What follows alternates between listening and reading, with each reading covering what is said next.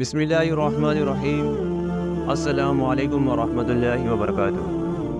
ناظرین، آج کی ویڈیو میں ہم بات کریں گے حضرت یونس علیہ السلام کے بارے میں۔ تو ناظرین، یہ ویڈیو بہت ہی دلچسپ ہونے والی ہے، لہٰذا اس ویڈیو کو اسکپ مت کیجیے گا۔ اور اگر آپ ہمارے چینل نوادر الاسلام پر بالکل نئے ہیں تو سب سے پہلے ہمارے چینل نوادر الاسلام کو لازمی سبسکرائب کریں۔ تو ناظرین، ویڈیو شروع کرتے ہیں کہ حضرت یونس علیہ السلام کا لقب ذو-النون اور آپ علیہ السلام کے والد محترم کا نام متا تھا۔ آپ علیہ السلام اللہ تعالیٰ کے بھیجے ہوئے رسولوں میں سے ایک رسول تھے۔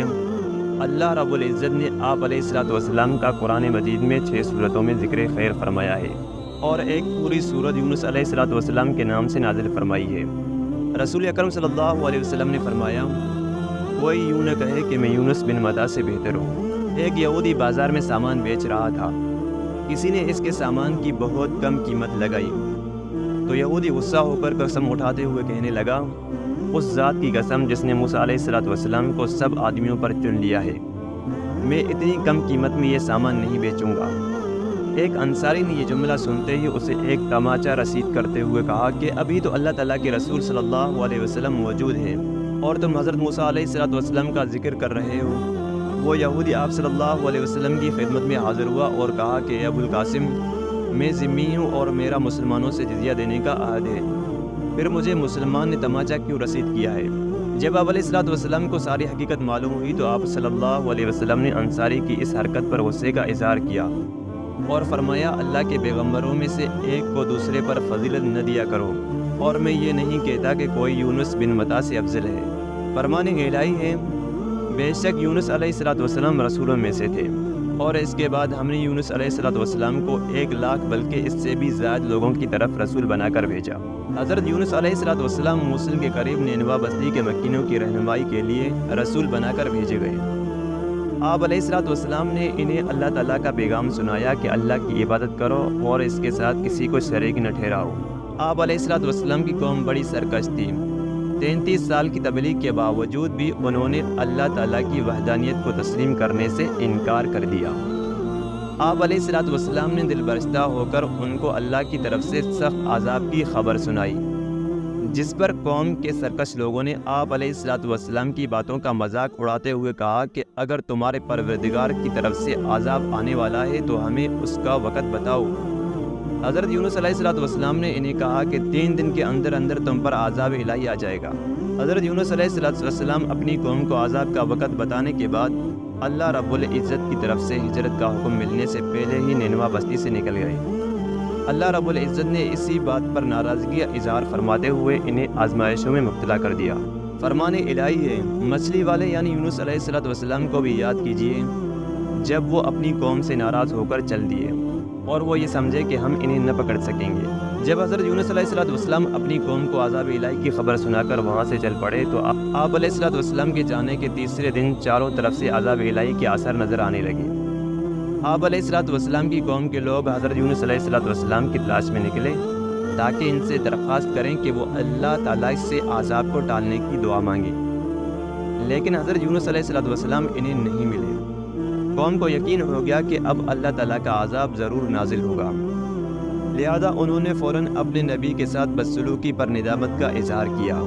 پھٹے پرانے کپڑے پہن جانوروں کے بچوں کو ان کی ماؤں سے الگ کر دیا۔ مرد، عورتیں اور بچے رو رو کر عاجزی اور انکساری کے ساتھ اللہ تعالیٰ سے عذاب ڈالنے کی دعائیں مانگنے لگے۔ جانور اپنے بچوں سمیت آوازیں نکالنے لگے اور بڑا رکت آمیز منظر پیدا ہو گیا۔ اللہ رب العزت کی رحمت جوش میں آئی اور اس نے قوم یونس پر عذاب آنے والے کو ٹال دیا۔ فرمان الہی ہے، کوئی بستی ایسی نہیں جو عذاب الہی دیکھ کر ایمان لائی ہو اور اس کا ایمان اس کے لیے فائدہ مند ثابت ہوا ہو، سوائے قوم یونس کے۔ جب وہ ایمان لے آئے تو ہم نے ان سے دنیا کی زندگی میں رسوائی کا عذاب ٹال دیا اور انہیں ایک مقررہ وقت تک دنیاوی زندگی سے فائدہ اٹھانے کا موقع دیا۔ بس وہ لوگ ایمان لے آئے اور ہم نے انہیں ایک مدت تک دنیا کی زندگی سے فائدہ اٹھانے کا موقع دیا۔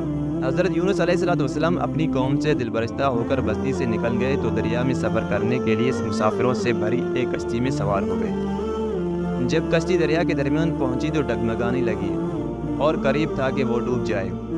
ملاح نے کہا کہ کوئی ایسا مسافر کشتی میں سوار ہوا ہے جو اپنے مالک سے بھاگ کر آیا ہے۔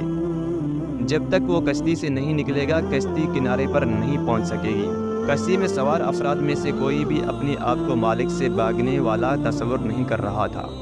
آخرکار مسافروں نے آپس میں مشورہ کر کے یہ طے کیا کہ قرعہ اندازی کر لیتے ہیں، جس کے نام کا قرعہ نکلے گا اسے دریا میں پھینک دیا جائے گا تاکہ باقی مسافر اپنی منزل تک پہنچ سکیں۔ چنانچہ قرعہ اندازی کی گئی تو قرعہ حضرت یونس علیہ السلام کے نام کا نکلا۔ آپ علیہ السلام کو دیکھ کر لوگ کہنے لگے کہ اتنا خوبصورت، حسین و جمیل، پاکیزہ اور معصوم صورت والا اپنے مالک سے بھاگا ہوا نہیں ہو سکتا، لہٰذا دوبارہ قرعہ اندازی کی جائے۔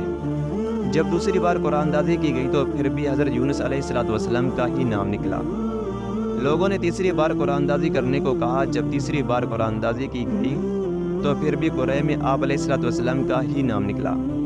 آپ علیہ السلام فوراً سمجھ گئے کہ اپنے مالک سے بھاگا ہوا غلام میں ہی، کیونکہ میں اللہ تعالیٰ کی اجازت کے بغیر اپنی بستی سے نکل آیا ہوں، لہٰذا آپ علیہ السلام نے خود ہی دریا میں چھلانگ لگا دی۔ جیسے ہی آپ علیہ السلام نے دریا میں چھلانگ لگائی تو اللہ تعالیٰ نے دریا کی ایک بڑی مچھلی کو حکم دیا کہ اپنا منہ کھول کر انہیں اس طرح نگل لیں کہ ان کے گوشت اور ہڈیوں کو ذرا بھی نقصان نہ پہنچے۔ اس مچھلی نے منہ کھول کر حضرت یونس علیہ السلام کو زندہ سلامت نگل لیا اور دریا کی گہرائی میں چلی گئی۔ فرمان الہی ہے، یاد کرو جب وہ حضرت یونس علیہ السلام بھاگ کر ایک بھری ہوئی کشتی میں پہنچے، پھر قرعہ اندازی ہوئی تو وہ یونس علیہ السلام مغلوب ہو گئے۔ آخرکار ایک مچھلی نے انہیں نگل لیا۔ اس وقت وہ اپنے کیے پر بڑے شرمسار ہوئے۔ حضرت یونس علیہ السلام جب مچھلی کے پیٹ میں پہنچ گئے اور وہاں اپنے آپ کو زندہ محسوس کیا تو اپنی غلطی کا اعتراف کرتے ہوئے اللہ کے حضور گڑ گڑائے اور اللہ تعالیٰ کی خوب تسبیحات بیان کی۔ جب آپ علیہ السلام نے اللہ تعالیٰ کی تسبیح کے ساتھ دعائے کلمات کہے تو اللہ تعالیٰ نے آپ علیہ السلام کی دعا کو فوراً قبول فرما کر آپ علیہ السلام کو غم سے نجات عطا فرمائی۔ اللہ تعالیٰ نے 40 دن بعد مچھلی کو حکم دیا کہ دریا کے کنارے جا کر انہیں اپنے پیٹ سے باہر اگل دو۔ مچھلی نے اللہ تعالیٰ کے حکم کی تعمیل کرتے ہوئے آپ علیہ السلام کو باہر اگل دیا۔ اللہ تعالیٰ نے وہاں آپ علیہ السلام پر کدو کی بیل اگا دی۔ آپ علیہ السلام مچھلی کے پیٹ میں رہنے کی وجہ سے بہت زیادہ کمزور ہو گئے تھے اور آپ علیہ السلام کا جسم نرم پڑ گیا تھا۔ اس حالت میں اگر آپ پر ایک مکھی بھی بیٹھ جاتی تو آپ علیہ السلام اس کی تاب نہ لا سکتے تھے۔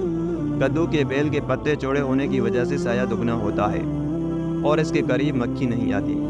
اس کے ساتھ ساتھ آپ علیہ السلام کے لیے ایک دودھ دینے والی ہرنی کو پابند کر دیا جو صبح و شام آپ علیہ السلام کو دودھ پلانے آیا کرتی تھی، یہاں تک کہ آپ علیہ السلام بالکل تندرست ہو گئے اور جب واپس قوم کے پاس آئے تو دیکھا وہ تمام مسلمان ہو چکے تھے۔